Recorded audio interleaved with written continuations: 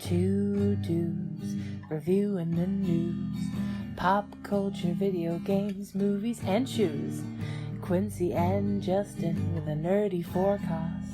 So stay a while and welcome to the Ugly Mugs Podcast. Welcome to the Mugs Podcast. I'm your host, Quincy. And your other host, Justin. And we are finally live again. We are sweaty, terrible messes. It's 110 degrees outside. It's at 108 on the forecast, 110 on actual. It's supposed to hit like 116 tomorrow or something like that. We are in the new studio. You're seeing us live finally. It turns out it was not my internet. After running multiple cords, drilling holes in my wall, and doing all kinds of mad sciences stuff. Mad scientistery. Mad science. We just said, fuck it, uninstalled OBS, installed the new version of Streamlabs, and here we are. And I gotta say, this new version looks really nice. It looks crisp. I like it. And, like, everything's very accessible, very straightforward. It shows us, who bumped us, who did what. It's and then the chat is bound into it, so I'm not, like, trying to fiddle around where the chat was, where I just need to open up one window, and it's right there. Yeah. All right. It's all very nice. Today we went super simple, super light because I was working on this and I was running around in the background screaming because I don't know what to do. That's fine. So, just kickstart for me. I already drank my drink. Yeah, he's drinking a drink. Yeah, speaking of which, while I start up on, like, advertisement. I'm trying to see where I can get myself best in here. How about that? That works. It's like, how about just a little tilt to the left? That works. Yeah, you go ahead and start up on this. I'm going to go grab some of the drink so I don't die. All right. It's a desert. Yes, it is a freaking desert. So then I click this, and oh no, everything's breaking. Well, good news, he's not here to see this breaking, so I can fix these in a matter of moments. There we go. Everything's back up and running. I love it. So our movies for last week, Wolf Cop and Wolf of Snow Hollow. First one was Wolf Cop, and I was told to go into this not taking it seriously, and boy, I did not. It considers itself a horror comedy, and it definitely shows with it being very much a parody on both werewolf and mystery. Like, it has a here and there of a mystery that needs solving, even though it's a joke on itself. Yeah, I think the best way to describe the connection between the two films would be that they both are about crimes, and a wolf is involved. Basically. Yeah, okay, yeah. A wolf of some sort. Because I was going to say, it doesn't really take itself seriously, but at the same time, it is a serious thing because people are dying, but I'm like, yeah. We're both wearing very blue shirts, and man, the exposure on this camera does not do us justice. I'm not saying we're fat or nothing, but it shows defining lines. It shows our curves. Wait, Vogue. Okay. Sorry, we were just voguing for those who are on the Twitch stream because, the new studio has us kind of doing the whole thing of making faces in a camera for a couple minutes. But I liked Wolf Cop. I like both of these movies. They were very fun. I thought I was going to sleep through Wolf of Snow Hollow, but Kept you intrigued? It locked me down, and it kept my one eye open at least. But for Wolf Cop, let's see what the ratings are. So now, Whoa. like you said, this movie doesn't take itself serious. Wait, okay. I should say, this movie, I shouldn't say that that's what you said, but but this movie understands what it is and doesn't take itself too serious. There's a sequel to this called Wolf Cop 2, Another Wolf Cop. Yes. And then you had mentioned this had a few others past that? No, not yet. He wants to do more. The creator wants to do more, including one where Wolf Cop ends up on the moon. That's it, Wolf Cop in Space. That was the one that made me go, And okay. he goes, can you imagine what happens when you have a werewolf on the moon? I'm like, no. his head explodes because he's a werewolf and he's not going to wear a spacesuit? I mean, werewolves can't die unless by silver bullet or... You seen Ginger Snaps? Ginger Snaps? Yeah. It's a werewolf movie? Okay, we'll have to do that one of these nights. Okay. What's up, Piper? Hey, Piper! Go ahead and get back to the reviews like you were. Mm-hmm. Sorry, enjoying a nice halfway adequate cold drink. So 5.5 out of 10 on IMDb, 65% on Rotten Tomatoes, 85% by Google users. I'm with that 85. Like 85 sounds really, really fair for Wolf Cop. Just because it is a fun movie. I don't know why they are so low on both IMDb and Rotten Tomatoes, because when you go into this movie, you already acknowledge that you're not supposed to be taking it seriously. You can feel that. I'm not going to say it was very low budget, but you can tell where the budget was placed in. You can tell where the visual effects were supposed to be. Like, there's not... You know what the problem is? What's that? The people that fancy themselves critics have a more proper sense of humor. So, when a guy's dick explodes... Yeah, I will. They don't find it hilarious like I do. That was pretty good. That was a pretty good scene. That was the first time he transformed, and that's what happens. And he's taking a piss and his dick explodes. Yeah. What did audience give it on? 46. Wow, you got with 500, but even still, 46% out of. I will say that 65 is pretty good considering it's only from 20 reviews. Yeah. Yeah. Like. The new room does have a lot of space for Spider-Mans, Cacti, Spider-Eye. Spider-Man. Spider arachnophobia. Okay, we got it. Chill. Low budget, 80s style Canadian horror comedy Wolf Cop announces its campy aspirations and the entire plot in its title. Aiming for so bad it's good status, this derivative effort gets stuck in moderately bad. No, I mean, sure, it gives its whole plot away in the title, but it's funny in that sense, where when he stops the pig, thieves at the gas station, and then they interview the cashier, and he goes, "It was a big fucking dog," in a cop outfit. Yeah, and it was just like, that's funny, that's hilarious. Oh, and also just the fact that it's the werewolf. It's a wolf and the three little pigs. Oh, and then the woman was Red Riding Hood. Oh! Justin finally understands the movie a week after we watched it. I was like, man. I thought you knew that. Sorry. I'm a very, very simple individual. So this even had hidden symbolism that I didn't catch. But then again, I'm not a smart person, and I never claimed to be. Okay, that's fair. That's fair. Yeah. So, but even still, I can now appreciate it a little bit more. Okay, so I'm expecting a lot of it. Wait, go back down. I'm expecting a lot of this. I don't know whether to laugh or barf, but both simultaneously. So it's a person that can't deal with exploding dicks. Or also faces. I mean, if you're laughing, isn't that a good thing? Right? It's supposed to be a comedy. No, fuck you, man. It's a comedy. No, it's like, this guy's face looks a lot like yours, holding up the fucking skin from the face. It's funny, but it's gross. It's funny, gross. I like it. What's up, Liquid Ginger? What's up, nerd? Oh man, but I'm mad that this isn't getting the love it deserves. I liked it a lot, but I like the second movie a little bit more. The second movie really had me, just because it was one of those that you kind of need to pay attention to. From the start to finish, it started off very calm. Like, there was not a lot to it. And I was like... You get a pretty brutal murder, though. Yeah, you get a pretty brutal murder, but I don't know, with the movies we've seen in the past couple of weeks, it's been kind of tame.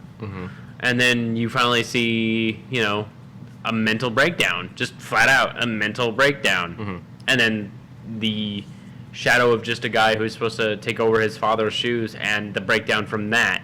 And then a breakdown that goes further, and just then the stress of what is going on around him. Yeah. Oh yeah. And I feel for this character because I understand. Like, I don't understand what he's going through because I'm not a cop that's dealing with Yeah, murders. But I understand just being to that point of just full-blown breakdown stress and everyone around you being just too fucking stupid to make it a little easier on you. Yeah, and then Present company excluded. Yeah, that's fine. And then it literally happens within a span of 3 days. Something like that. Like, it is quick, simple, easy, and then by the time all is said and done, he finally realizes, wait, that was too easy. It's got to be at least over a month because we get at least two full moons. That's right. Yeah. That's right. Because it's happening on the full moons. Well, even still, I do so the first one and then a month later and then a couple days after that. I think so, yeah. Okay. So either that or it could be 3 full months if they're consistently going with the full moons. 1-1-1. Yeah. It's kind of the issue you have with werewolf films and which Wolf Cop kind of played with, where they're like, we've got 3 nights of full moons. I'm like, that's not a thing. It is. Is it? It is. Okay. Because you got the waning, the full moon, and then the crest waning, where it's on the other side. So I always thought it had to be the full moon. But, I mean, it's fucking werewolves. You know, I'm only going to assume they're not real and that we can change the rules if we need to. Yes, Quincy, they're not real. They can't hurt you. I don't want to come out and say they're not real, and then a werewolf knock on my door whoop my ass. Knock on your door and be like, "Hi, I'm from the Werewolf Society. I need you to please make a statement." Can you just step out here real quick? Proceeds to beat my ass all over my yard. Doesn't eat me, just whoops the shit out of me. But I love this movie a little bit more. It really made you feel for almost all the characters. Like, it was very strong from the get-go with how a man full of just teeming, I'll call it anger, because he gets angry. Like, from the start to when he's saying goodbye to his daughter. Like, even then. Like, when he says that, you could feel there's, like, this little quiet rage that he has to, like, quell. Yeah. As if he was the wolf of Snow Hollow. And I'm like, that's pretty good fucking writing, especially the library scene that you quoted. Yeah, it is really good writing, and it's, you know, the writer, director, and star are all the same person in this. But like you were saying, the scene that I quoted is where they mix in the comedy. So while I said the last one was a black comedy, it is and it isn't. This is a black comedy. Because it's got brutal fucking murders, it's got the stress, it's got the fear, it's got everything. And then to top that all off, you've got scenes like the library scene. Librarian tip for you. When a cop comes in and asks for all the spooky books, don't sneak up on him. That could have turned into a fucking shooting. Just saying. If that had been one of my guys instead of me, there'd be no more Ron. Yeah, it's a very good, subtle breakdown that turns stronger and stronger. And then when he's being blamed for, oh, you never caught him? This could have been prevented, you know? And it's like, what am I to do if I don't have enough clues? If I don't have any structure? Why are you blaming me like this? Yeah. Like, why are you looking at me as if I'm the problem here? And I didn't give a rating on the last one. Oh, right. For what it is, I'm going to put it in the 80s. This one, I've got to put in the high 90s to 100s. I've already suggested this movie to multiple people, and watching it with you was only my second time watching it. I had just watched it earlier that week. Yeah. This just came out in 2020, and I hate that it had to come out at a time where I couldn't have seen this in a theater. You know, because I'd love to watch this on the big screen. Oh, I would love to, too. I would have to kind of coincide with you on this. This is a stern 90-95.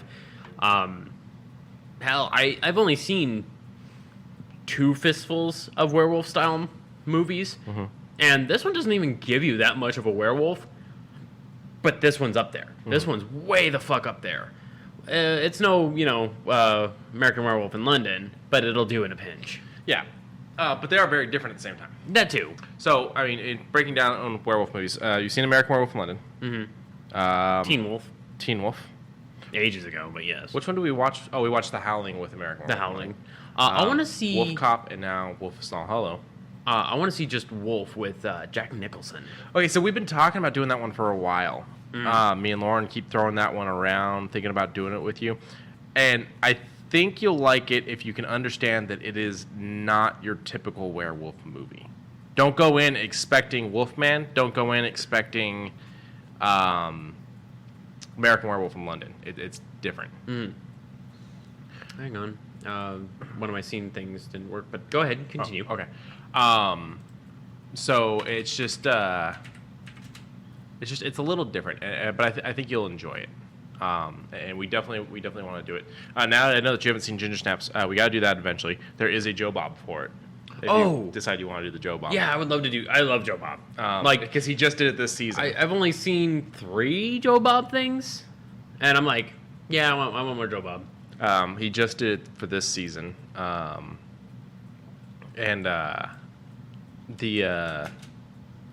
movie's got a sequel and a prequel, which I've never actually seen, but they did get the original actresses to come back for both movies, which is kind of a big thing. Ginger Snaps is a Canadian one. Canadians like doing horror stuff, which is kind of interesting. They've also got what is probably known as the worst horror movie of all time. It's called Things. You had mentioned Chris Jericho? Chris Jericho calls it like the worst movie of all time. It's the one thing he's embarrassed about with being a Canadian. Do you know he's from Winnipeg, you freaking idiot? Right. But everything's back to normal. Everything's fixed. What has Bernard Hopkins? What are we talking about? Talking to you, Piper, when you get a second. Because I'm gonna throw him up here real quick. Yeah, give me a face and. Yeah, I don't know. The boxer? What are you talking about? Wolf. Wolf has Bernard Hopkins in it? Really? Is it a different Bernard Hopkins? I mean... I have no idea what you're talking about. Yeah. Or am I thinking of a different one? I think you're thinking of a different one. Wolf is the Jack Nicholson film from like the early 80s, late 82? 90s. Wait, I have that reversed. Late 94. 94. Yeah, go ahead and click on really? it. Just don't read any synopsis about it or anything. Oh, okay, then never mind. I'm not going to. Because I want to go in. I want to go in blind. Yeah, go in blind.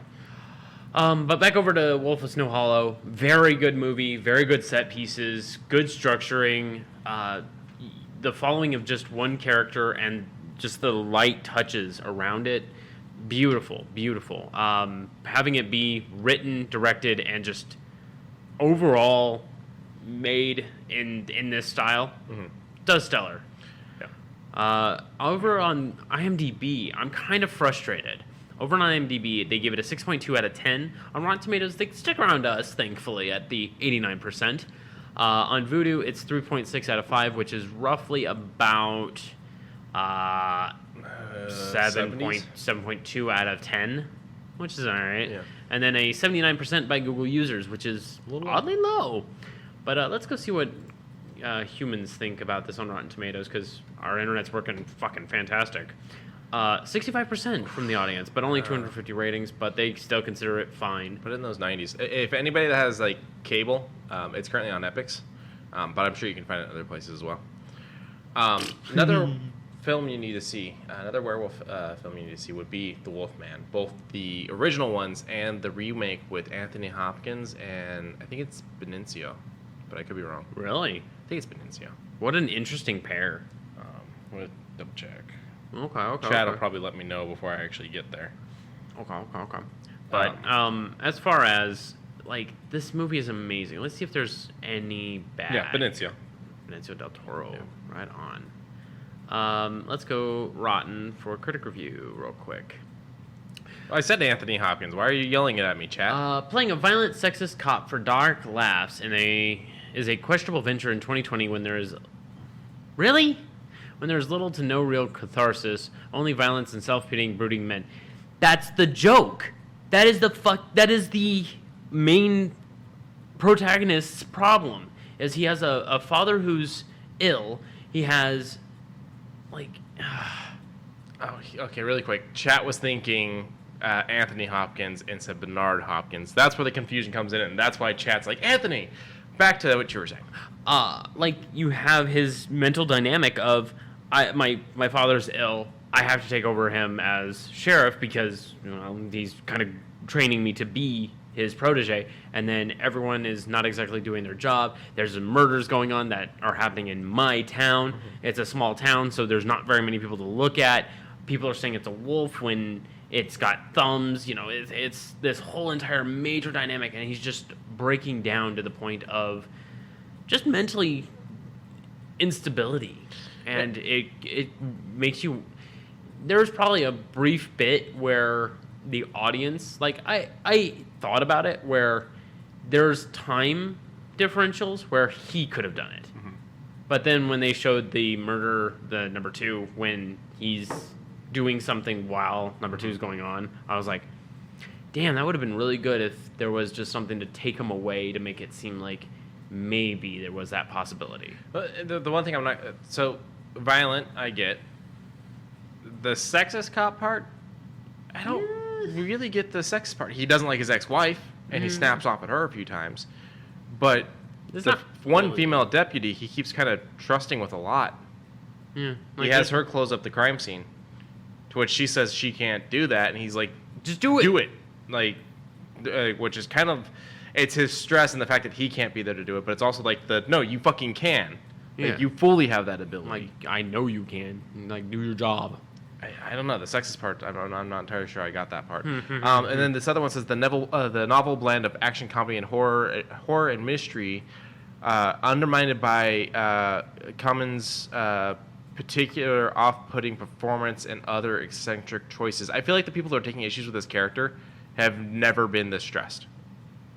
That's the only thing I can think of. Like, they've never been through this. They have not been pushed to these limits, and they're also ignoring a big character plot also with him, and that's the fact that he is a recovering alcoholic that's dealing with all this while also fighting with that. Like, and that's just another level of his stress. And then all of a sudden he gets offered alcohol and he goes, fuck it. So alcoholic cops dealing with wolves, that is the theme. So this one's going to be a little bit weird as far as for those who are listening in. We are going to go straight into shoe news. Actually, we're going to tell you what this week's movies are first. Oh, that's right. We're going to do Marathon Man. Marathon Man? Yes. It's a, spacing on his name, Dustin Hoffman film. Okay. And we're going to do another Dustin Hoffman film, which is, I do believe it's Midnight Cowboy. I think that's what it is. Which is actually our first X-rated film for this, for the movie nights. Really? Yeah. We haven't hit... Yeah, Midnight Cowboy. Okay. It's a drama, buddy type of thing. Are you sure? I mean, I count not rated as X. Are you sure we haven't hit like a not rated? Yeah, we've hit a couple not rated before. There is not rated, but a lot of times the not rated is to avoid NC-17. To actually full-blown hit an X rating is kind of different. And Really? I'm really hoping we actually get that version of this film because we are watching it through a streaming service. So I'm not entirely sure which version we're going to get. I'm hoping we get the full-blown thing. Okay. So yeah, those are our 2 movies tonight. We won't get too much into that. We'll talk about them next week. Now you can butt up. Shoe news. So as I said, we're going to be doing this, and then we've got a lot of E3 things to go through. I'm just all a quiver to get to these stories. But first, we got Gundam shoes. So Nike and the 15-year anniversary of Gundam Unicorn. Not my favorite of the Gundam series, but with these shoes, it makes me go, I might take a second look. These beautiful shoes are one is an off cream with a yellow, the standardized yellow that kind of broadens what I assume to be like an antenna on top of a Gundam. I never really looked into Gundam anatomy, with red shoelaces and a nice red trim. The other one is probably my favorite of the 2, which is a deep blue with a soft gold swoosh with soft gold laces and an orange trim with some black inlays. And the swoosh itself kind of gives a mecha / Gundam look to it. And I just pulled those up because, I fucking love Gundam. I love mecha. And these certainly look good as far as price and otherwise. You can tell yourself that it's an antenna, but the reality is that it's just flare. It's eyebrows. There you go, it's eyebrows. What stinks is no price. It does say coming this year, but just a lot of photos if you want to go take a look at them. I'm going to say 165. Yeah, these are Dunkais, so yeah, 160s seem about right. I'm going to say 165. The second set is a full set of the Space Jam new, what is it called? A New Legacy. Piper says $13. Yeah, $13. Why not? So the entire collection is going to be available next month, and it seems to range from kids all the way up to adults, between Bugs Bunny, Lola Bunny, and other then, stuff. What do they call it? Monstars, the Toon Squad, You know what sucks is I actually like these Chucks. Go back up. Oh, the Chucks? Yeah, I like the Chucks, but I just don't like this movie already. Yeah, I don't know. Haven't seen it. Well, I wouldn't mind taking a quick glance at it, but I'll let it sit for a little. Let it stew, as it were. I don't like a lot of the stupid shit that is connected to this film, and I don't like a lot of the changes. Like, this is supposed to be a sequel, but it feels like it ignores so much of the original. I don't. Without seeing it, I'm not gonna say very much because I don't know.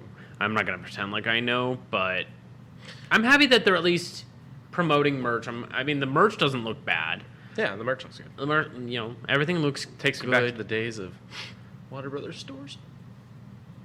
I mean, I've got something that may make you like Warner Brothers a little bit. Oh no, I am iffy with Warner Brothers. There's days I like them a lot. There's days I don't like them so much. There's days I wake up and I just want to beat their ass. But no, I was saying I miss the Warner Brothers studio store. Yeah, I know. I grew up in a town that had one, and we went all the time, and I thought it was the greatest thing. And there's only one left, right? No, there's none left. They did there's a studio store. It's a store at the studio. It's like a gift shop. But no, the studio stores are gone. Gotcha. Well, heading back over to these, I fucking love this. Like, they're signed down at the bottom, and I guess it's not necessarily like signature. It's like embroidered, so it's like printed on there, so it ain't coming off. On the bottom of the OG Nike swoosh, I don't know what kind this is, but it says "Suffer and Succotash," and now you have a official writing of how it's spelled. On the Acme ones, it says "Yow." But I mean, I love these colors. It's hard to really tell you how deep these colors go, because there's not just like 3 colors like the Gundam ones. There are like 6, 7 colors on these. Yeah, they're things. cartoon shoes. If you want to take a peek at them, we have all of our news, of course, from Sneaker News. Go check them out. I like these ones a lot, strangely. Like, all the weird plastic bits, I actually like. It's like an electric blue. It's like an electric blue with some soft white with some bubbles oh, wow. I like that. I like that a lot. The Lola Bunny originals, I think these are women's shoes, so suits it. And then I think we're starting to get into the kids. Toon Squad originals. We haven't actually hit availability on these ones yet. They will be available, or they're coming up available here. July. July. So yeah, these will be available in July. Yeah, it says July, no price tags, nothing was given to us, but let's see here. You're gonna have to check the Nike website on that one. Let's see what we got with this. I have a feeling he wants to get a pair for little Matthew. Yeah. Yeah, they're not available yet. So yeah, keep checking the Nike website, but they've got a July rough release right now. Yeah. July 2021. All right. So, E3 2021 it started off a little rocky with the very first live stream being about 10-15 minutes late, and then everything just started landsliding in a good way. Like, they were like, sure, we have this little bit of leeway, but we're just going to cut that out.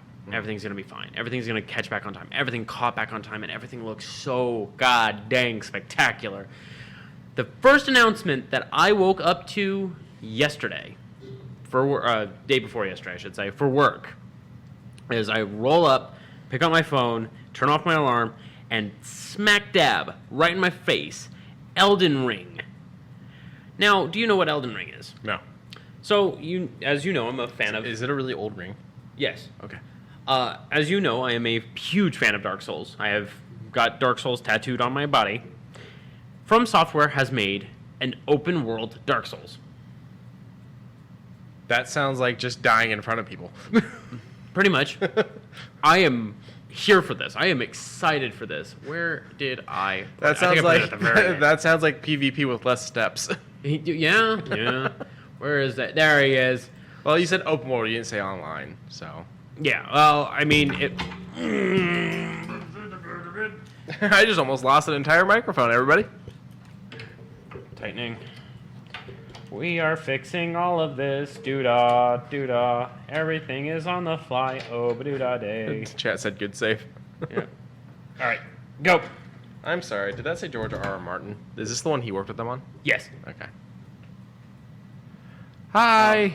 Look at this. This is everything that you can kind of walk across. Like, it is great. The big frick off tree is going to be your last area.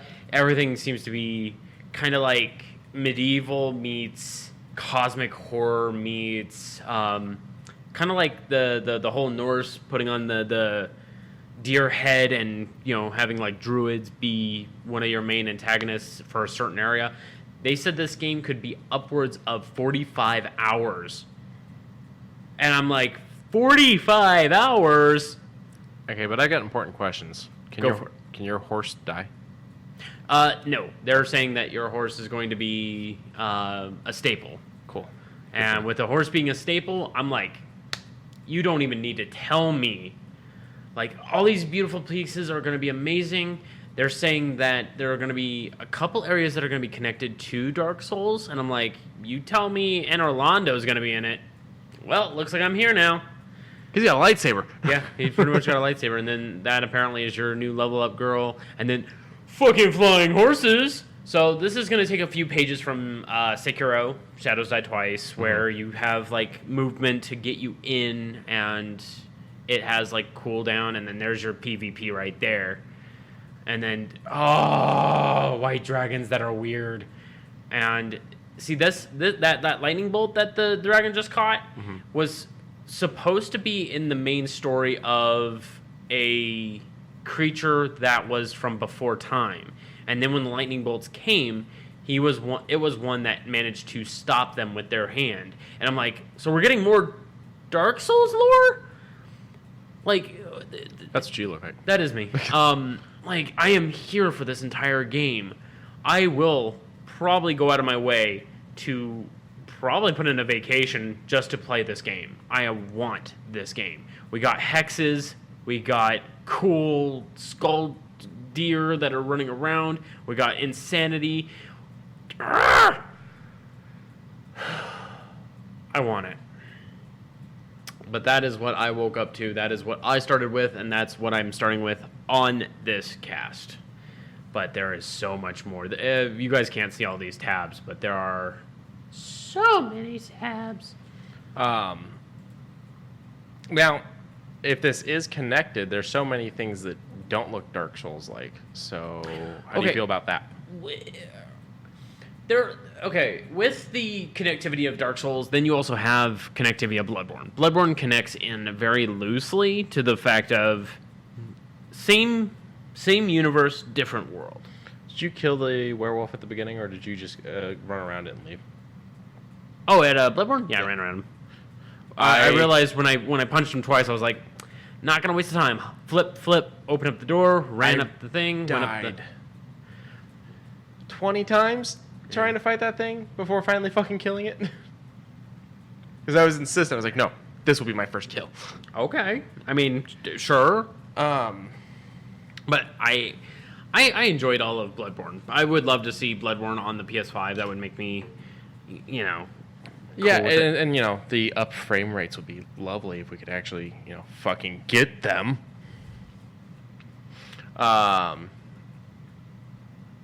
Sorry, real quick, chat. We're listeners. We're looking at a possible Twitch malfunction here. I'm fixing it. Go ahead.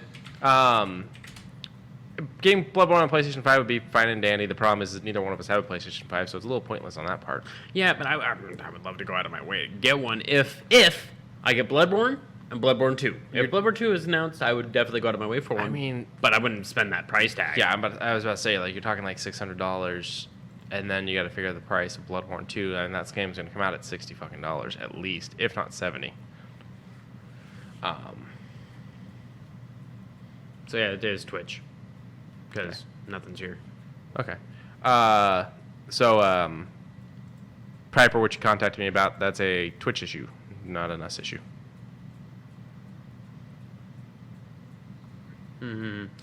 But back over to where we were. All right. My evil realm. Okay, so we finally got the announcement of a bunch more Bethesda stuff. Blow this motherfucker up. Boom. Yeah, let me move in for this. So we are getting what they said, a vault opening. We are getting a bunch of Bethesda stuff to Game Pass. In this, we are getting the original Fallout games for PC. We're getting Fallout, Fallout 2, Fallout Tactics, and Fallout 3 is coming back. That was there before the joint purchase, whatever you want to call it, of Bethesda and Xbox. We are also getting Wolfenstein 2 coming back. We're getting Rage coming back. We're getting Dishonored coming back. Doom. Evil Within 2 is actually coming for its first time. Along with all that, we're getting, Arx Fatalis. I don't actually know what that is for PC. Arx Fatalis is like a roguelike first person, kind of like Might and Magic, if you've ever played Might and Magic. It's similar to that. In the realm of you move in grid style, and then when you're facing a wall, you get to pull things out and do things in a small way. But and then we are also getting like a Yakuza Like a Dragon. Those are all currently available to play either on PC, mobile, or console. You just have to check to see the availability for each one. So, Like a Dragon, that is the last of the actual Yakuza line that we're getting, and the trailer doesn't do it justice because the trailer is just all insanity. It is all of its side stories.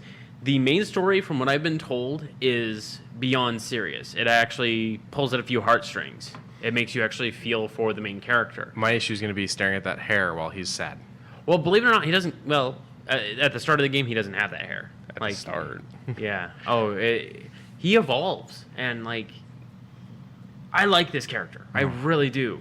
It's just I was like, I don't want to spend $40 for Like a Dragon, so I'm gonna have to wait. But now you don't have to. But now I don't have to because Microsoft is doing God's work right now. Now we could talk about this in the middle as far as, but I'm gonna only talk about the ones that we're not pulling up today, if that's fine. Well, I mean, we're talking about them being available on Game Pass, so we should talk about them all. Oh, fine. Because you can delve into them more when we get to their spots. Scroll up just a little bit so I can see what this is. This is Play Day 1 this year. So all these games are coming out this year and will be available for Game Pass. It looks like they will all hit PC, console, and mobile. So you got Psychonauts 2, you got Age of Empires 4, you got Forza Horizon 5, you got Halo Infinite, you got Back 4 Blood. I almost said Back 4 Blood 4. You've got The Ascent, which I've seen some trailers for. It looks a little weird. 12 Minutes. I cannot read whatever that is because that is a terrible title design. That's Shredders. Okay, that's a bad title design. Yeah, it's like 4 different fonts stacked. Even when I was watching the trailer, I was like, it's 4 fonts stacked on each other, and I'm like, that's illegible. Yeah. If I didn't already see one set of them, yeah. You got Sable. You got The Gunk. You got Scorn, which is that weird first-person horror shooter with a lot of body horror, alien-esque. H.P. Geiger. Yeah, alien-esque imagery. You got Dark Alliance. Dungeons and Dragons. Yeah, which is a big one. Hello Neighbor 2. Origami 2. Anacruz, the Anacruz? Anacrusis. I think that's the hidden right above it there. Oh, yeah. So yeah. This one I can't believe. The fucking ginormous flight simulator. Do you know how big it's going to be on Series? 115 gigabytes. 312. Jesus fucking It is going Christ. to take up, if you have a Series X, it is going to take up a third of your hard drive space. Because here's the thing, when it releases on the Xbox console day 1, it is going to be 200 and something, but then you also get the Top Gun pack and a few other cities that go with it for free 1 month later. That will equal out to 300 and something. Wow. I want to say it's 312, which is still very fucking ridiculous. Then we got Among Us. With some added features, I might add. Yeah, they're supposed to have new maps and everything. New maps, 15-player lobbies, better netcoding, voice to text, so that way you don't have to have voice chat. You can put voice out there to translate it on screen. Now I'll tell you, I think you sus as fuck. You sus. And then lastly, for the coming day 1 launch, it's Hades, the game everyone has sucked off on other consoles. I have also sucked off on this. Hades is an amazing game. Beautiful music, beautiful visuals, I'm not. Yeah, I don't actually have any issues with it. It won so many awards that it was kind of like, yeah, you guys know there's other games, right? It deserves it. Okay. I swear by God. Now the reason why I say it like this is because I went into it because Socks got it, and I was like, all right. I downloaded it, played one run, and then I found out that it was 4 a.m, and I had gone through it like 8-10 times. It locked me in. The music was great. The battle-changing music was very evolutionary. The bosses are they're very forward with how they are with you or against you, and then they say, I like you as a person, I'm just doing my job. So you're selling it. Socks is in the chat selling it. I will play this game, and if it sucks, I'm coming for you both. Okay. I'm sorry you have bad taste. Another game. A game that's not on this list for now available. Darkest Dungeon hit Game Pass. Oh, that was last week, yeah. Yeah, I am stupid excited. I installed it this morning. What was it, MechWarrior 5? I thought it was... Mech Assault. Mech something. Yeah, it was a mech game. I just didn't think it was 5. I thought it was lower than that. But either way. And then these are the games that will be coming to Game Pass in the future once they actually release. Outer Worlds 2. Glad to hear that's getting a sequel. That one, okay, the trailer for it, it was like, oh. Like, it didn't really spark with us that it was an Outer Worlds inspired area up until like the last 10 seconds of the trailer. And I was like, okay, I don't know who asked for it, but I'm glad it's going to be there. Yeah, I think it's a little soon. I thought they would have done more DLCs, but whatever. I still need to get the, the murder mystery one? Yeah, I don't have it. Oh, Contraband. The game which name we keep forgetting, Starfield. We have called it Starlight. We have called it Starless. We have called it Starlike. We have called it Star anything you can think of other than Field. We will talk more on that one here in a little bit. Redfall, Replaced, which you got excited about. Oh, I am fucking hype. What's Replaced? I will show you because I have the... Okay. Slime Rancher 2. Slime Rancher 2. And it looks so pretty. It looked like a pea, so I was like, I don't know what that is. Slime. Yeah. A Plague Tale Requiem, which is kind of interesting. I didn't finish a Plague Tale, but I did enjoy what I played. So neutral. I think I like the vampire one better. Vampire, however you want to pronounce it. Sure. The only problem I took with that one is because it was kind of early in that company. It was a little buggy at times. Focus? Yeah, Focus. But it wasn't like game-breaking at all. I would love to see that game touched up and released. I would, you know what, I would also. Yeah, because it was actually great mechanics, good story. The only problem I had was just loading times. Yeah, loading times sucked. I wonder what it's like on the new console because I don't have it. I have to get it. It probably jump. Well, actually, I don't know if it has the whole made for thing. Yeah. The whole move over. Somerville. Somerville. Atomic Heart. Now that one we had seen before. Atomic Heart. Yeah, it's the weird technological one that had the broken machines kind of crawling after you. Oh, so T2. Kind of. T1. T1, T2. T3. Yeah, sure. Party Animals. Now, this one is kind of Gang Beasts, but looks more fun. Okay. I was here for it. When it started up, I was just like, oh, is it like a skim pack for Gang Beasts? No, this is a whole new game. And I was like, I hope they don't step on any toes. But then again, this looks completely unique. It looks completely fun. And on top of that,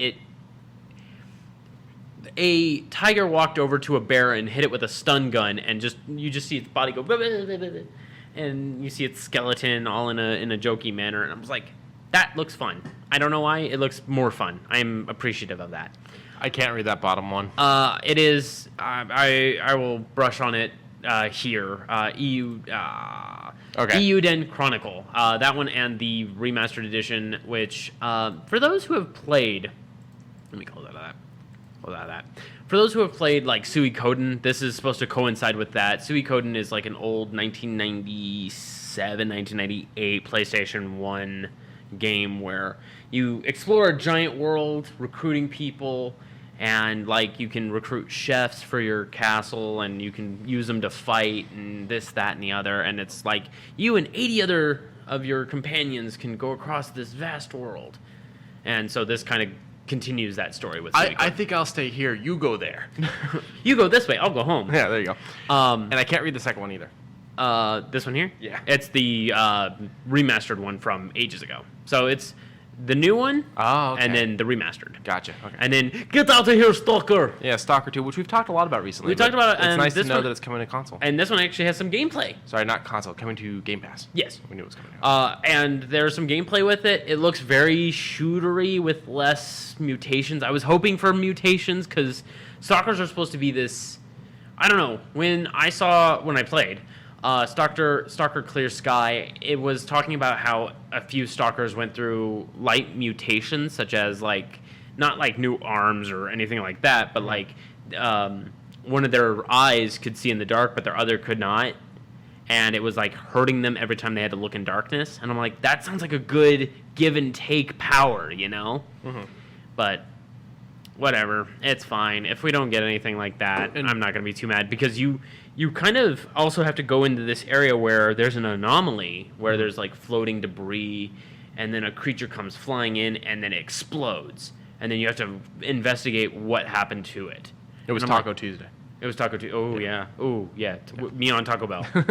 Now, before we switch pages, there's one thing that we don't have an image for that we'll use this page just as a placeholder. Okay. Final Fantasy 1 through 6 is getting a pixel release for PC and mobile. Okay. So it's going to be a way to finally play the old Final Fantasy games again. I think it'll be fun. That'll be fun. I'm down for it. Speaking of old games, when I saw that Fallout 2 and Fallout Tactics were going to be available on PC, the first thing I did was immediately curse myself for not having a gaming PC, because I've always wanted to play these. Yeah, I don't want to put a lot on him because he doesn't have proper memory. He does have proper memory. You just have to put it on the external. Yeah. I got you, homie. Okay. But that, excitement. There's still love for old games for me. Yeah. I'm going to do a whole retro gaming thing in the back corner. In that back area over there. Yeah. So I want a neon sign. we can try getting on side. Yeah. I'd love to get a on-air sign. Oh. Yeah. All right. What do we got next? And now that sun is going down, we're going to feel so much better. All right. So you pretty much gave us the same thing for the Bethesda showcase. It's basically just bigger images. Which...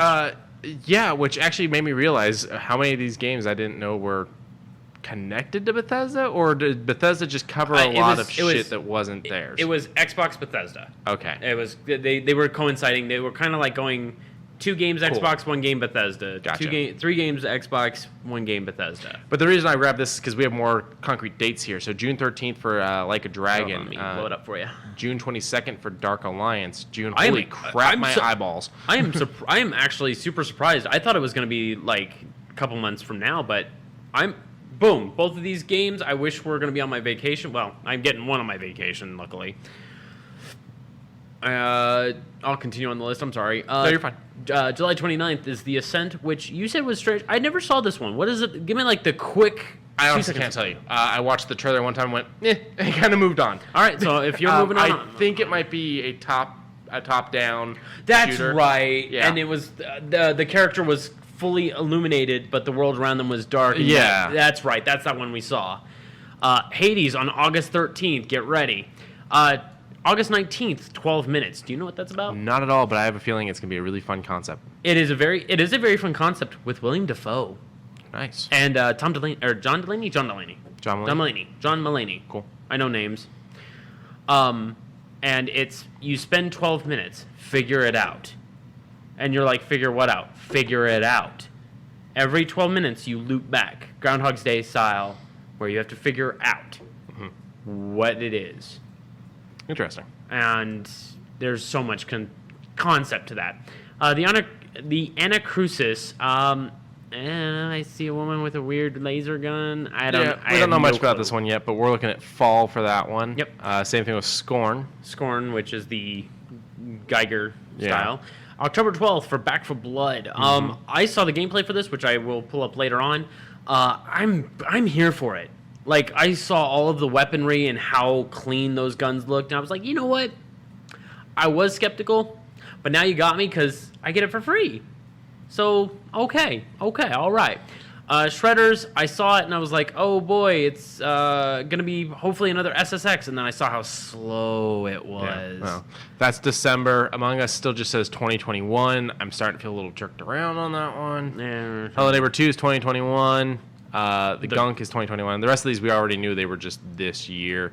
And then we got July 27th for Flight Simulator, August 25th for Psychonauts 2, which I honestly am not all that excited about. I am. It looks fun. I just got tired of waiting, first of all, and I got bored with the original.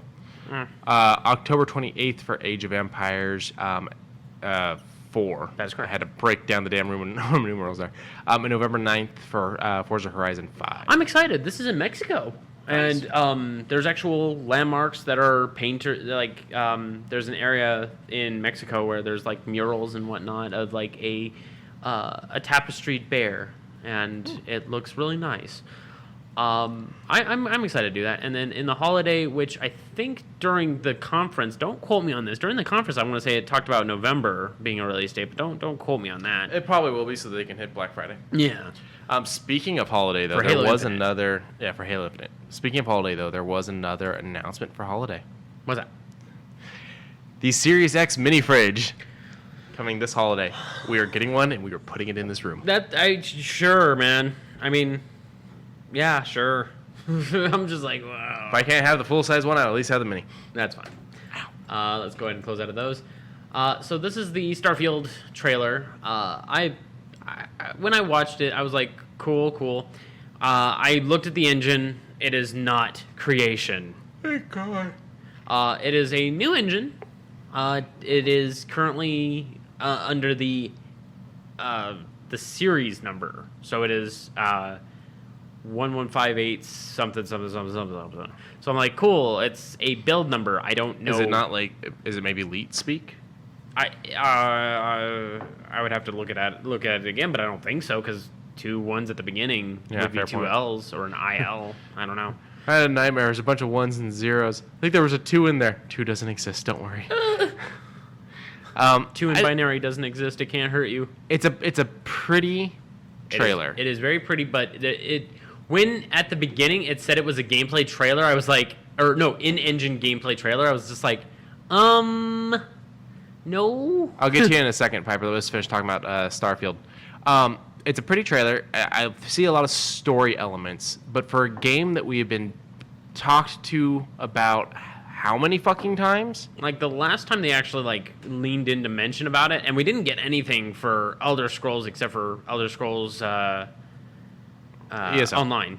And I was like, okay, like I'm playing it, I'm enjoying it, cool, but where's my next actual walk around game? Back to Starfield. Back to Starfield, though. It's just a game that we've been talked to about multiple times. It was announced 2 E3s ago, and we keep being told it's this thing that's coming 11/11/22. The fuck is the game about? What's the play like? Stop. Get something. I think next E3 is going to be the big That's one. fine, but they shouldn't announce it 2 E3s ago when all they had to show us was a fucking title. Yeah, I mean, shit, they did the same thing with the next Elder Scrolls. They at least had like a fucking teaser trailer The of you pandemic coming across. I still would. I mean, They this didn't at even least have that for this. 2 E3s ago. You're right. Right. But at least they gave us a lockdown date, which means they are actively working on it. They're actively doing it. So over to Piper's question. Okay. He says, just looked up the Yakuza games. What are these exactly? LOL, does it play like GTA or something? Kind of. Best way I could say it is small open world. Yeah, it's just one major city area called Kamurocho. Meets fighting game. Yes. Yeah, because you run into these mob bosses, these other Yakuza members who will run into you and give you grief, and then you beat the living shit out of them. Yeah, it's actually a lot of fun. The problem I've had is because the games are fully in Japanese, you have to read the subtitles. And so every time I've tried to play them, either something's going on at the house or I'm actually chatting on Xbox with someone, something like that, and I completely lose my ability to pay attention to the story. One thing, Like a Dragon has English. That's great. That doesn't help me for the other 7 games. I know. Well, Like a Dragon is connected, but it's separate, so Yeah. you can play it on its own. There are characters from 1 through 7 in Like a Dragon. But They've done the full remaster 0 now, through 7, I and should they've say. put all of those on Game Pass. So they've got the entire remaster. They've got Yakuza 0. So start with 0, play through the remaster. Where does Like a Dragon fall in timeline-wise? Timeline-wise, it is, I believe, just after... I think it is just after Kiryu goes to jail for the third time, so that would be after 4. Okay. It's somewhere after 4. I don't know. I'm not 100%. I haven't touched Like a Dragon, but this is after that because he, as in the main character of Like a Dragon, I can't remember his name right now. I'm sorry. Japanese names are a little wonky with me, but he mentions Kiryu by name, so they run into each other somewhere. I don't know. I'm not 100%. I need to go into it. At least get through the first 4 games before you go through and jump onto Like a Dragon. But you can play Like a Dragon separately. You can, but if you want the full story, that's how I would handle it. Yes. It is an enjoyable story. It's funny. It's serious. The trailer doesn't do it justice because the trailer, it literally has the main character going, "Here, take this," and throws freaking crawfish. Yeah. And then takes out a magical bat, kendo style, and it glows a blue, and he beats up people, and then a reporter woman drops some stuff. It's weird, it's crazy, it's zany, but there is some actual grip to that story. I mean, I'll just give you a quick rundown of Zero. It's essentially about a guy that gets framed for murdering someone in a section of land that is disputed through the Yakuza, and kind of wrecks the whole Yakuza business. And you're basically playing as him trying to clear his name. But also, while you're fighting through a Yakuza building at one point, you can't get through a door that's locked, so you decide to jump through the window, which lands you in the bathroom and scares the crap out of 3 guys at the urinal. And then at the very end of that scene, you suicide dropkick someone out of that same window. Yeah. So it's zany. It is very zany. But it's a serious story because you care about this guy, and you're like, fuck that, he's being framed and whatnot. Yes. So, back all the way over to I think you'll enjoy them, play them. Oh yeah, oh definitely. Just be prepared for a long game though. Yeah, they aren't short. Yeah, I know. What's the average runtime just for Zero? For Zero, I would say if you're like a mostly completionist, you'll probably, if you're wanting to get some quick cash and the moves for both Kiryu and what's his bucket, the other character you play as, getting both of their secret moves requires a lot of build. So I'd say if you got both Dragon of Dojima and the Dog of his specials, it'd probably be about maybe 10-12 hours. Okay, you're completely off. Oh yeah? Main story is 31 hours and 38 minutes. Oh. Main story plus extras is 66 hours, 27 minutes. For Zero? Yeah. Wow. Completionist run would be 140 hours and 35 minutes. And then they say all play styles are about 61 hours and 25 minutes. 140 hours? 140 hours for a completionist. Somehow that seems a little long, but okay. It's just, wow. But they're worth it. He says as soon as I finish Cyberpunk. Good luck on that one. Yeah, Cyberpunk is. That's big too. I've watched a few gameplays, and I'm just like, ooh, that's a lot of story. Like I looked at this guy's quest log, and I was just like, oh no. Plus, you just got to figure out how many people are just going to keep sleeping with the hookers and never actually get anything done. Whatever you want to do, man. Different strokes for different folks. Whatever. Okay, yeah. So Starfield, November of next year. Hopefully, we hear more about it. Boop. So back. I've read that. I don't know why, but so we're over at Marvel's Guardians of the Galaxy, done by Square Enix. This was introduced earlier today, if I'm not mistaken. Yeah. Go ahead and big size this trailer. I will big size. Look at that face. Hang on. Boop. Is it gonna do it? It is gonna do it. Cool. So, I love this engine. I don't know what engine this is. It looks pretty. It looks very pretty. Twitter kind of compresses it down, so sorry if it's not. Yeah, it's a little grainy because of Twitter. So sorry about that. But, oh my don't God. like how Star-Lord's face looks. Oh, yeah. Oh! I like the design for everyone except Star-Lord. That's fine. I mean, don't make him look like Chris Pratt, that's fine, but I did not like the design for Star-Lord. I liked Rocket. I liked Groot. This does suffer from the fact that it used a trailer we're going to cover here in a little bit, also used a couple days before them. So it's like, how many times am I going to hear the song this week? Because it's Hero. No, I need a hero. But the mechanics look really good. You're mostly playing as Star-Lord, but the Guardians are there with you doing stuff. For instance, he just threw Rocket across a crevasse so that, you can play as Rocket to, get them across. It's got some of the zaniness. the voice acting is actually not bad for Star-Lord. Oh, It's no. just the face. Yeah. Everything seems like it's going to be a nice little fun time, and everyone's there doing their thing. Something tells me this is going to play similar to Marvel Ultimate Alliance, where maybe you can switch between them. Well, what it was saying is you play as Star-Lord with...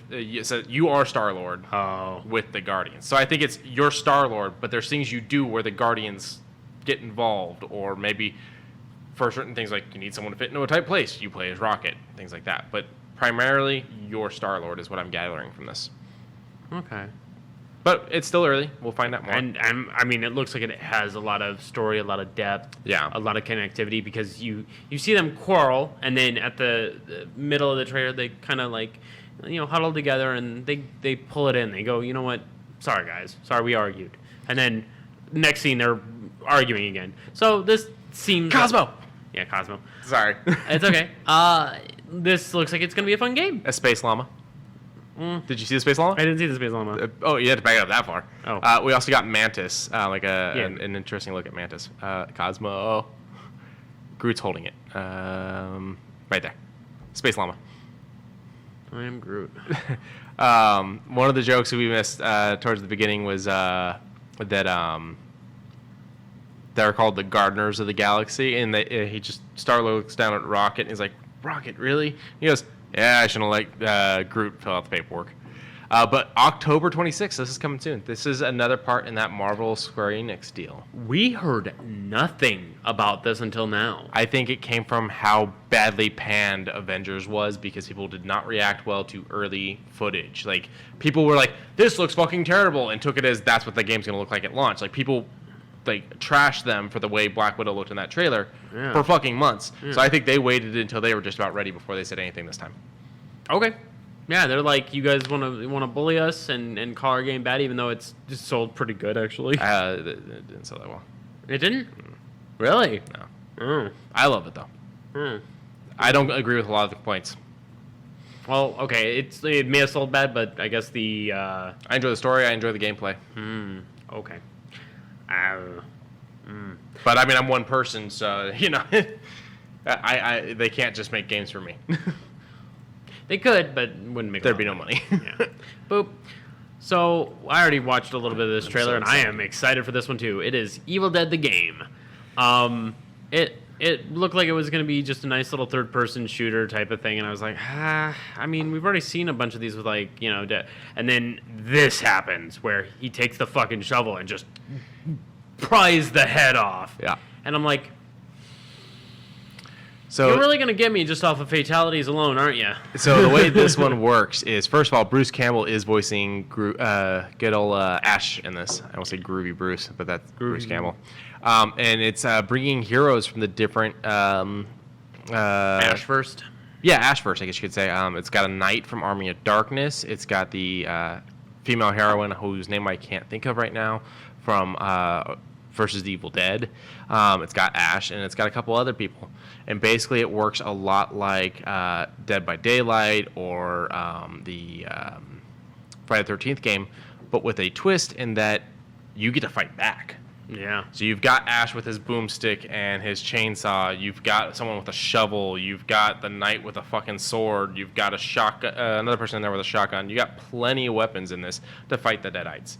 Mm-hmm. And the person that that plays the enemy is just that disembodied thing that we see through the eyes of. Oh. And the goal is to collect the pages of the Necronomicon to send it back to hell, or where it came from. Hopefully not mess up the wording. Yeah.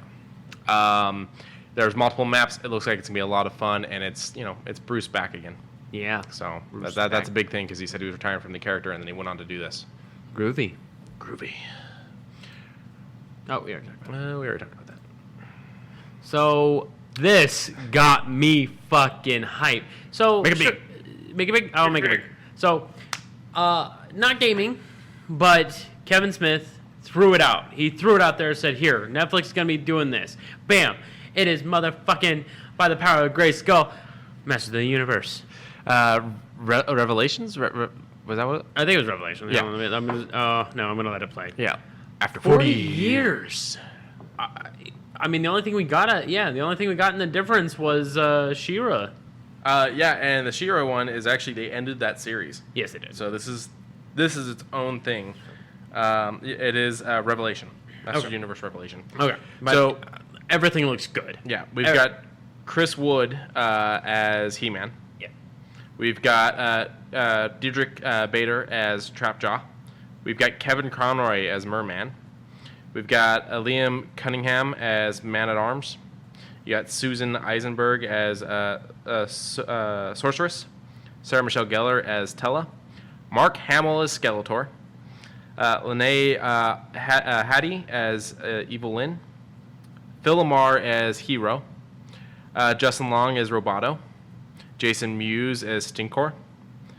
Griffin Newman as Orko. A past Skeletor, Alan Oppenheimer as Mossman. Kevin Michael Richardson as Beastman. Henry Rollins as Triclops. Really? Frozen? I put my finger in it. Stephen Root as Kringer. Alicia Silverstone as Queen Marilyn. Harley Quinn Smith as Elena. Tiffany Smith as Andrea. Cree Summer as the Priestess. And Tony Todd as Scareglow. Kevin Smith was the director on this, and I do believe he was also one of the writers. I'm pretty excited for this. July 23rd, 10 episodes. I don't know if they're all coming out at once or not, but if they aren't... It's Netflix. I'm sure they're going to. well, they've done some of the shows where they do, in parts. But, I'll probably end up binging all these. Hey, and there's light. Every time we plug something in, it does the doo-doo-doo. Yay for bad wiring in homes. That's just really weird. It's probably killing the power to something somewhere. I don't know. Then, well, it's a plug-in sound, not a plug-out sound, so that's even weirder. Yeah, so the power's going off and then it's coming back on, and it's registering the device is plugged in. Oh, that's weird. Pretty excited for it. Very excited for it, This played too. the Hero song. This was the thing I was talking about. Yeah. Bada boop. I already did that. Boop. There we go. So Battlefield 2042. The trailer is very interesting in the fact of they did the gameplay. I was cool with it, but there was a scene in the teaser. So there on one of the conquest maps, long time ago, I want to say like Battlefield 4, around that era, when a guy would take a jet up and he would be in a dogfight and he'd be like, well, crap, I can't, get out of this with, what do they call it? Bogey charges, get them off of me. He ejects out, takes out MSAM or any type of projectile and shoots it at his enemy, flies over, gets back into his jet and flies away. They do that in a cinematic form, meaning they're considering that like canon. They understand that players do this, and they like that kind of shit. And I'm like, okay, EA, you showcased that you enjoy this whole entire thing. You enjoy how players work this broken system where you want actual people to do this like kind of gameplay, and then they say, you know what? We're gonna shake it up a little bit. We're not gonna be as serious as we want to be.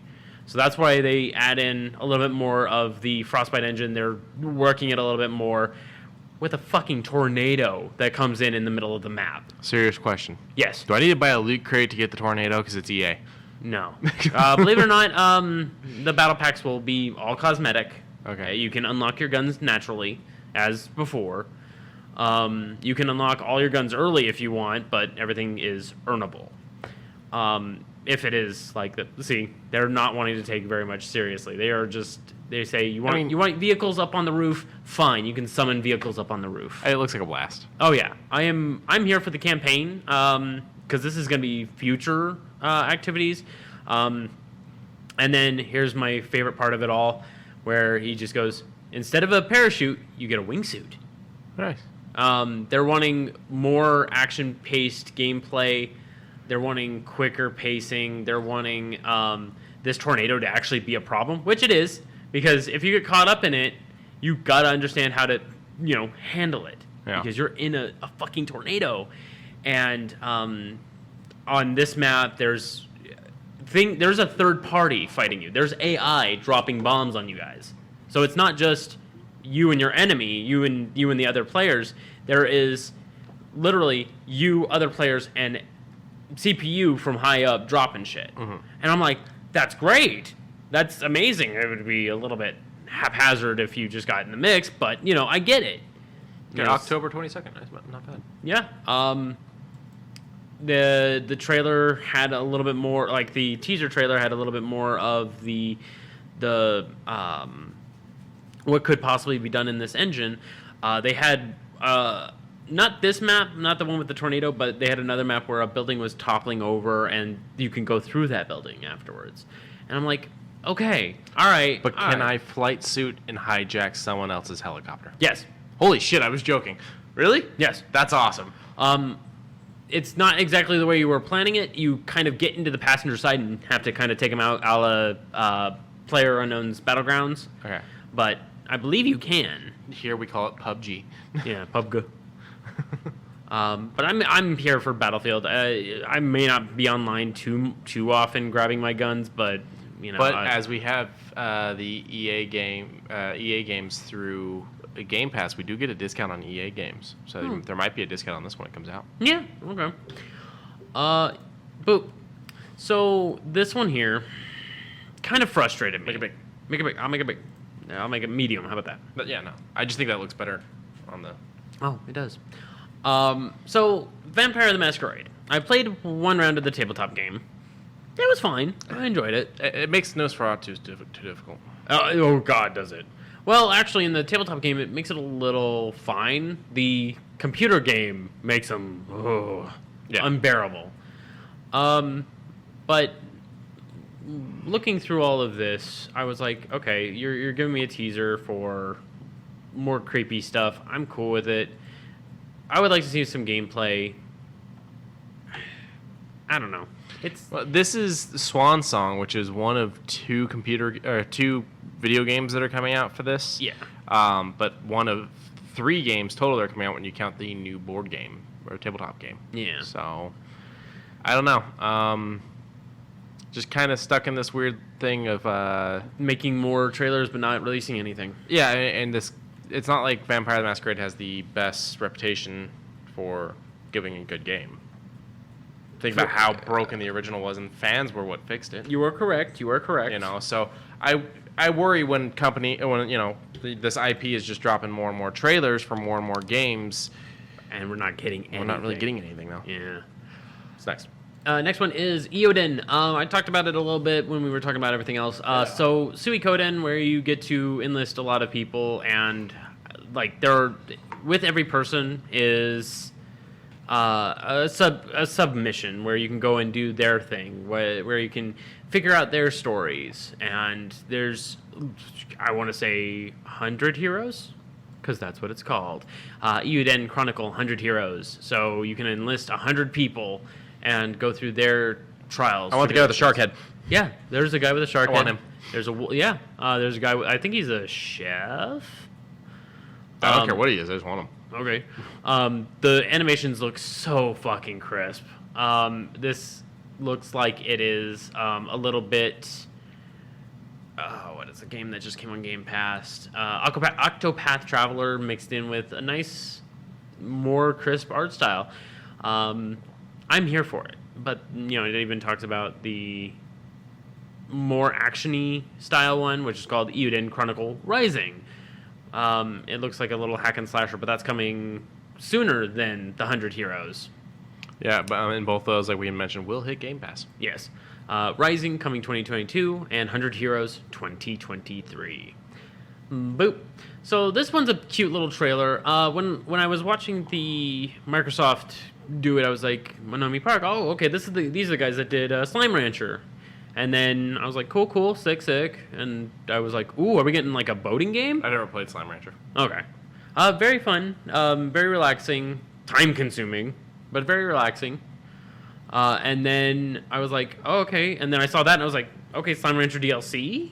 I was like, but you guys have continuously updated it. Why are you like updating the game? And then I was like, this is not an area I recognize. And then it's showcased, hey, Slime Rancher 2, deal with it. And I was like, I'm not mad. They didn't say deal with it. They didn't say deal with it, but like it looks like it's going to be a lot of fun. I liked Slime Rancher. It was a relaxing time. So is it like Viva Pinata, but with slime? Kind of. There's a little bit of Harvest Moon mixed in, where you got to do a little bit of farming too. There's like uncover the mystery of the island type of thing, very lightly. Well, that was for the first one. I don't know about the second one, but you know. Alrighty. 2022. Back 4 Blood was either before or after this one, but when I saw the trailer, I was like, all right, show me something I haven't seen. And then it was showing me a lot of good guns, a lot of interesting like these, and I was like, okay. You know, you play as the infected, and you know you basically get all of the Left 4 Dead styles, where you know you explode on death, you loop them in, you hunt them down, that kind of thing. I'm like, that's cool. And then it showcased the weapons on the what's that called, on the Survivor side, and I was like, wow, that's a lot of weapons. It's not just the simple 12 weapons that you get between all the areas. Okay. And then it showcased I'm sorry. yeah, fine. Then it showcased the packs that bring Left 4 Dead over to Back 4 Blood. So it seems Steam is cool with this. Or Valve, I should say, is cool with this. Well, yeah, they can't count higher than 3 anyways. That's fine. Or sorry, they can't count higher than 2. Yes. But I'm here for it. It's going to be free on Game Pass, so I'll probably hop into it, play a couple rounds. October 12th. I'll probably get bored and annoyed really quick. Probably. Life is Strange Remastered. I liked Life is Strange. Did you like Life is Strange? I didn't finish it, but what I played was enjoyable. Okay. The last chapter really gets you. Yeah, I own it, and I own Before the Storm. I just have to actually sit down and finish them. Okay. The first 2 chapters, I was like, I don't know if I'm going to keep going. Like, it was like, it's fine, I guess. I'll, trudge through it. Chapter 3 really got me in because, some serious stuff happens, and I was like, all right. Chapter 4 happens, and it kind of kept me there, and then Chapter 5 really hit me, because at the end of 4, there's a cliffhanger. And Chapter 5 has, so much to... Don't get me wrong, it has so much to fix, because it's a big, hard-hitting moment. Okay, so what you're telling me is in Chapter 5, we find out that the deer did it all, and he has the ultimate time control powers. Well, spoilers. But no, there is. I recommend it. I can't give it a 10 on 10 because there are a few glaring holes because of how things are handled, with how you progress your story, et cetera, et cetera. I like it, but not enough to give it 100% of a push. No, I gotcha. Yeah, I'll eventually go back and finish it, but they're doing the remastered version. When's this come out? September 30th. Nice. Only on the... Okay, that's weird. It's only on the old consoles. Stadia, so that's kind of new. But PlayStation 4, Xbox One, Steam... Oh, yeah. It's not saying Series X or PlayStation 5. I'm sure it'll have, up rendering to the newer stuff. That's weird. All right. I don't think I pulled up Somerville, so I'll pull it up just real quick. So this one was out of left field. I was like, Jump Ship. I don't remember hearing about Jump Ship. What did Jump Ship do? I searched it up, and I was like, it didn't pull anything up, and I was like, okay. New companies are allowed to exist. I know. But I was like, it sounded familiar. Let me put it like that. It had a little bit of deja vu. And this is where I announced the Ugly Mugs are making games. Back to this. Sorry, it kind of reminds me. It was on Xbox Game Pass for a bit, and they took it off. I cannot think of the name of this game. Okay. So what we were talking about is Somerville, which caught me out of left field. It wasn't really much of anything too interesting. It looked boring. It looked like there was a guy with a laser gun. I was like, oh, that's kind of cool. Do we do anything with that? No, we just run away. And I was like, okay. It looked fine as a storytelling aspect, but it did not look fine as a gameplay aspect. because you do minor puzzles as a human. That's cool, but I don't know. There's games where I want to be a human, where like Sherlock Holmes, where you do detective stuff. I don't want to be a human where I'm running. Yeah, I've never been a big fan of the runaway game style.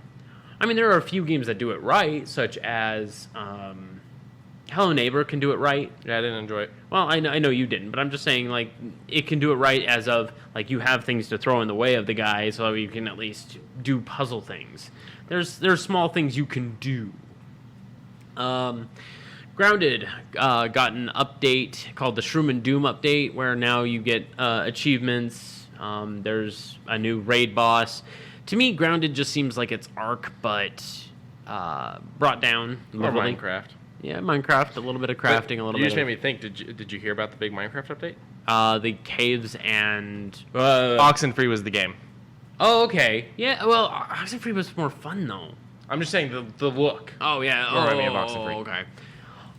But like this looks cool. All these weird spire things coming into the ground, the desolate area, and then this thing, and I was like, this looks cool. This looks fine, but then you see this guy, and I'm like, you're still running away. No, I think he's protecting you. Yeah, I get it, but it's like, I would rather be that guy. Yeah. Understandable. But yeah, it looks like Oxenfree. And then at the very end, you get the shadow coming from the other room. And I'm like, they're here. Yeah, I'm like, that's cool, but back to Grounded. Sorry. Oh yeah. I played it for a little bit. It was okay. I mean, it's one of those ones where it's like they say the game's not officially released yet. They're still adding all these things. It's all early access, and I'm like, and then they're doing updates. I'm like, just call the game out, and that you want to do updates like Minecraft does, because the reality is you're not changing the game. You're just adding things to the game, if that makes sense. Yeah, I mean that's what early access kind of is, but Steam can do it safer, while doing it on Xbox makes it seem like you're alienating your audience, where you release something on it and everyone's expecting it to be done. Having it say early access on a console to people means, well, then why'd you put it out? You know? I mean, I think the same thing on PC. I get that, but there are some games that do well in early access before things are released, and then as soon as they release, you just go, oh, hey. Before it gets too far into that. Oh, thank you. Like, there are some games that... Risk of Rain 2. My perfect point. It does well in early access just because it says, hey, this is just... I want you to break my game. I want you to play my game until things break, and I want you to tell me what broke it. Okay. And as soon as it breaks, I'll fix it. Okay. And then it continues updates, and 6 months... Risk of Rain 2 is on console as well. Is it? Yeah. Oh, okay. But even still, it was probably in early access up until that last point then. Because it just got its 1.0 January? And they're still updating it. They're still adding things to it. They're still bringing more things in. August 11th for PC, PlayStation 4, Switch, and Xbox One. It didn't come out to the Stadia until September 29th. Okay. Wait, last year. Okay. So yeah, it dropped on console when it dropped on PC. Interesting. Very interesting. Well, even still, it's still getting updates to today. That's fine. But, I mean, we don't call No Man's Sky early access. We call it a broken-ass game that was launched broken, and now we fixed it. Yes. I'm not going to take that away from you. So, I mean, the only difference between No Man's Sky and Risk of Rain, Hello Neighbor, Grounded, all those games that are We Happy Few, is they want to try to pull the wool over your eyes that their game is not finished by calling it early access and make you feel important. No, it's a game that's not done yet, and you don't have the product testers to test it, so you're using us to test it for free. Yes. In fact, we're paying you to test it in some cases. Yeah. Yes. So that's all. Okay. This since it came up, it's one later on the list, but Yeah, I see it. So when I was watching this, I was like, okay, cool, and then I was like, oh, this is kind of neat, and I'm always down for Ghost Pirates. Your narration of how you react to videos just makes me think of Busta and Halloween Resurrection. Just narrating everything he's doing. Yeah. It's perfectly fine. I love to hear like how it affected you. It's just kind of how it's funny. It's funny. When I saw this with the dog with the keys, I was like, this is very Pirates of the Caribbean ride and all of that. And I said, I wonder if they're, able to use that. And then there's Captain Jack Sparrow. And I was like, all right, they did a handshake with Disney. Yeah, it's kind of stupid because I got bored with this game really quick, especially because I don't have, proper crew and whatnot. And this immediately makes me go, maybe I should play this again. Yeah, wait, why do I feel that way? No, stop. And you got Higgins or whatever his second in command. I don't remember. And then you got, I would have loved if that was Barbossa. Quick, shoot it. And then fire. you got Calypso doing her thing, and I'm like, okay, all right, I like all of this. Because then you got new creatures, new denizens of the deep, and I'm like, all this is free update for those who already own it or Game Pass. And I'm like, you ain't got to tell me twice. This is July. Oh. Yeah, you're the Flying Dutchman with Davy Jones. With Davy Jones and this crab hand. Poor guy. And then you get a communicative crab. That can communicate. Don't poor guy Davy Jones. He brought it on himself if you watch the movies. Yeah, he did. But he ain't mad. I checked out after the Fountain of Youth one. Don't know. Only saw one. Really? I want to watch them all.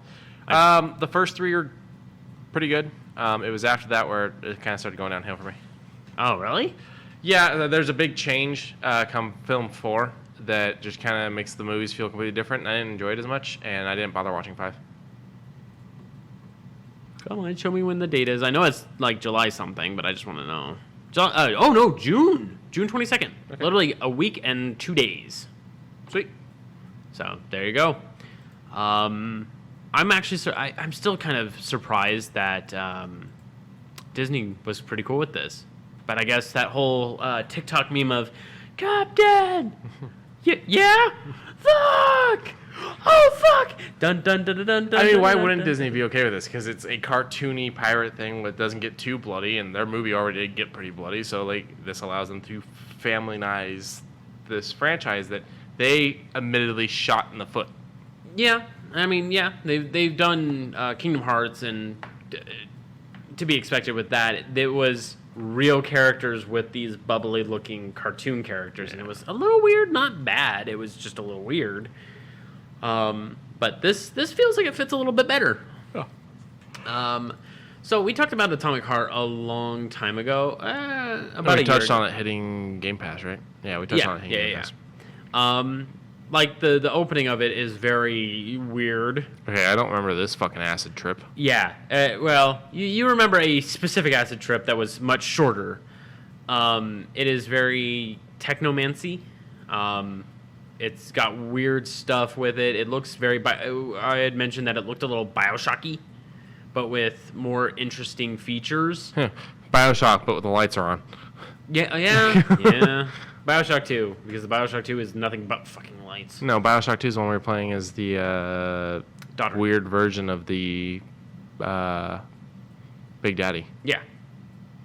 Bioshock Infinite is the one that's actually got sunlight. Oh, no. I mean, I meant the lights down, the neon lights that were outside. Gotcha. Just bright.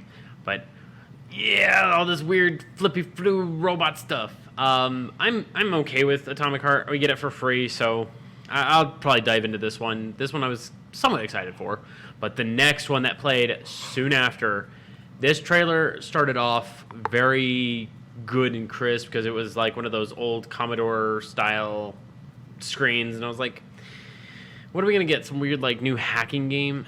My brain immediately goes, oh, great, another fucking rendition of Super Hot. Kinda. I got that feel, and I was just like, eh. And then I saw this, and I was like, all right, keep talking. I see a Bad Moon Rising. Yeah, and I was just like, keep talking, and I see, this half pixel, and I was like, oh, the entire thing is like this. And I was like, oh, this is pretty. It's interesting. Yeah, and it gets more pretty. And then, there's a fire going on back there, and then it does that. And I was like, we didn't start the fire. And when he reaches the city, that's when you see this art style really shine. The music, which I'm not going to be playing, I recommend watching this trailer because this is one game, as soon as it drops on Game Pass, I will go out of my way to grab. Look at how beautiful this is. But what the fuck's it about? And what's the gameplay? The gameplay showcases in a little bit, but it looks like it is about a individual who has been kind of wronged by a militia group and left for dead, and so now he's kind of going back and fixing it. Look at that. It just looks so clean, and the fucking train looks so good with the lights. Oh, the lighting in this, just spectacular. The music that plays during this, I hope I hear more of that in this game. I am here for it. 2022, no lockdown date, but as soon as I get a lockdown date, as soon as it says download this in a week, I will be waiting that 1 week with a glow in my eyes. Oh, so that one's only hitting console and PC. That kind of sucks. Yeah, but it is spectacular looking. Next one, only got a little bit of a teaser, no gameplay, but I'm kind of excited for it. The aesthetic kind of shows you what it's going to somewhat be about, where it seems to have a little bit of treasure hunting, a little bit of gunplay, a little bit of mystery, and I don't know. Avalanche Studios, the guys who did Just Cause. Which Just Cause? 2, 3, and 4. And I was like, the track record's a little up and down. Like, very fun games, but a little broken engines. I was like, And then you see that they're actually putting a little bit of attention in this, such as like a heist kind of thing. Is this going to be think like Indiana Jones, Tomb Raider, Nathan Drake, but instead of being the good guys, you're technically the bad guys because you're stealing shit and trying to get it out of these places? Hold on, let me show you what it showcased just a second ago. A co-op, open world. Okay. And I was like, okay, wait, co-op, open world. And I was like, so is this like Far Cry 3 where you and your friend can go fuck around in a open area with just guns and all this? And then this, I was like, oh, he's working on a vehicle. And I was like, okay, I need more than this. And then it goes up to that chest that they were planning to heist. That they're supposed to be moving. Yeah, and it's just contraband. And I was like, interesting. I need more. Yeah, I need more too. I'm excited for it. Yeah. I'm going to be optimistic because everything that this morning has given us from the Xbox Bethesda has all been good except for the... there was one announcement that made me go, eh. Oh, the Starfield. Because I was like, eh. Because I'm in the same boat that you're in. It's been this year 3. Yeah. Hades got its official trailer showcasing that it's going to be on the Game Pass. I'm like, cool. I'd like to go through it on Xbox. Sure. I already have it on PC, but I'm not mad that it's available elsewhere for me. I recommend it if you are. So is it just a top-down hack and slash? It's a top-down hack and slash roguelite where you get stronger by picking up random things from time to time. Every room you pick, you get new items. You spend your essence, I forget what it's called, but your coins as you go through for new weapons that have different abilities. Okay. You can sell certain abilities that can stick with you. There are like flaws that give you early money, but you have problems as soon as you start. It's a very well-rounded game. Cool. August 13th. Weird. It's up to you. Do you want to go through Starfield? No, we already played that. I don't know why it's on here twice. Oh. Outer Worlds 2. So, when this trailer started off, it was very confusing. Very dazed. I was like, it looks pretty, looks good. I'm glad to see, something of space again. I was like, give me something that makes me want to adapt to it. Give me some, eldritch creature stomping through. And then it did it, and I was like, okay, but now am I fighting it? Am I helping it? Am I it? Like, see, it does it. I'm like, cool, sick. All right, what am I doing with it? My issue with the first game was Outer Worlds, and you play small cities in these planets. Yeah, you play 4 areas and 2 cities. Yeah, I'm with you on that. It wasn't worlds, it was towns. Maps. Yeah. I can concur with you on that. There were a few areas that I wish were a little more fleshed out, but I can see they were in a time constraint, and it was fun. It was compact. It was still a lengthy amount of game. Yeah, I burned through it pretty quick. I did too. It was 20 12 hours total, and I was fucking around too. As soon as I got a sniper rifle, the game stopped being a challenge. Same. The sniper rifles were baby mode. But I was like, so what is this game? Because also, did you watch this trailer? No. It panders. It really does. It says, we need to get these really cool slow shots. You know, it has the cool voice guy going, gotcha. We slow things down to make things look cool. And then it does a nice pan shot of the entire landscape. I mean, more bloom. It's just the level of humor that comes with the game. So yeah, that's fine. And when I was hearing it, I was like, "Are you patronizing me right now?" Like, I get it. You're wanting to do that because that's what this engine do. And then they were like, "Just a silhouette," because the game developers haven't even made the character yet, or the world. All they have is just the name.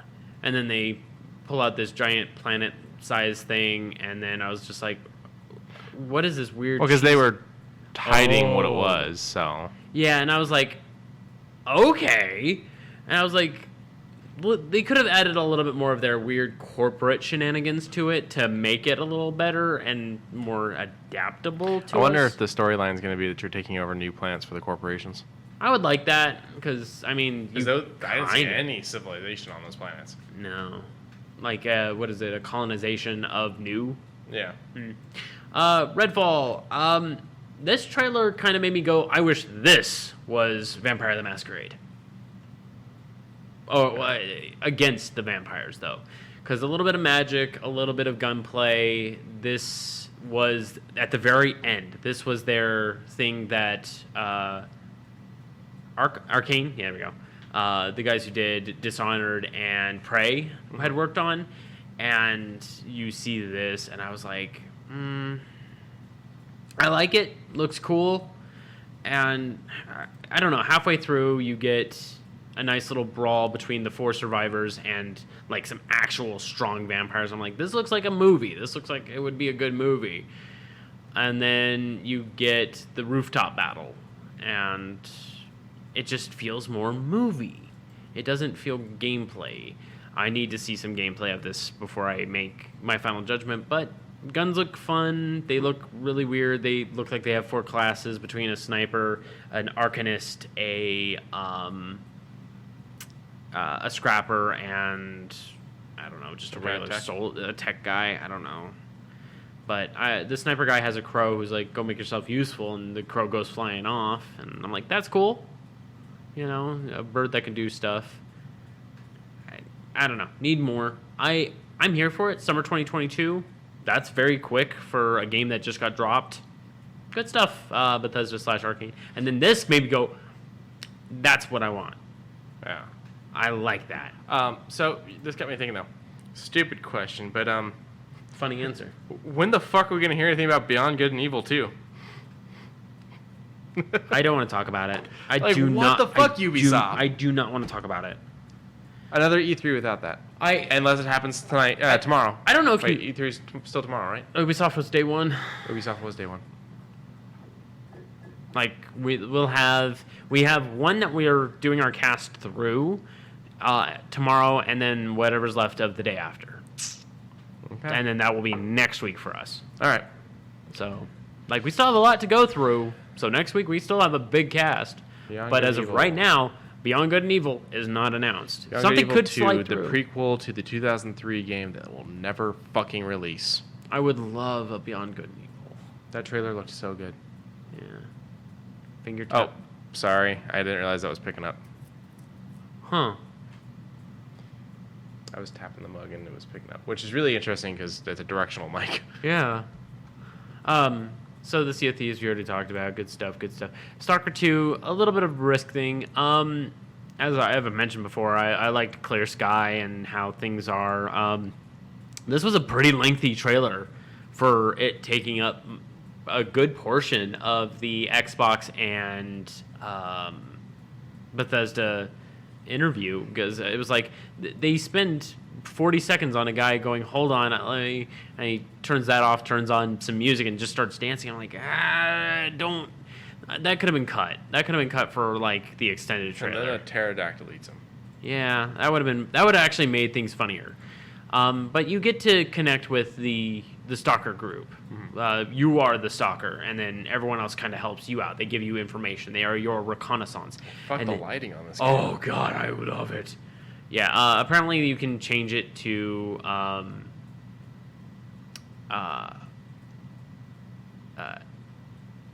what is it called? Esochromia, where any dark color can have a contrasting light, so that way you don't have that cut, because you and I have problems seeing dark things in games. Yeah. We have that very strong thing where now there's going to be shades of white, so that way, like, around you, I can see your outline. It's not going to be, like, glaring, but I can tell that there's a thing there. For instance, playing Resident Evil 7 during the day was damn near impossible for me until I turned the brightness way up. Not because, oh, I'm scared, I can't see because it's dark. It was, I can't see the fucking game. Yeah.